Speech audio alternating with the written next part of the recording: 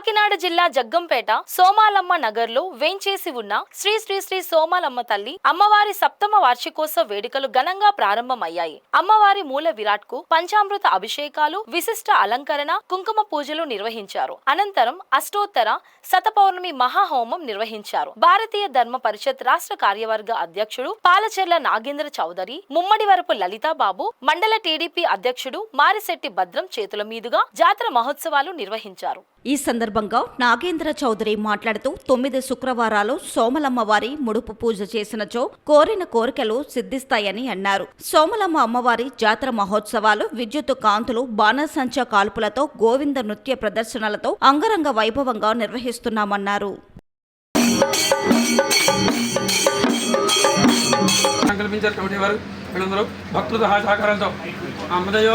మన అదృష్టం తెలియదండి.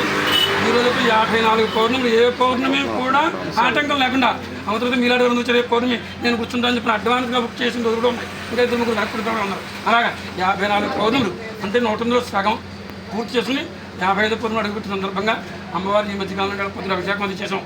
అమ్మవారి శక్తి ఇంకా పెరగడం కోసం ఎక్కడి నుంచి 9 వారాలు మన 7 వారాలు వెంకన్నబాబు ఉన్నారు, 9 వారాలు సోమాలమ్మ తల్లి.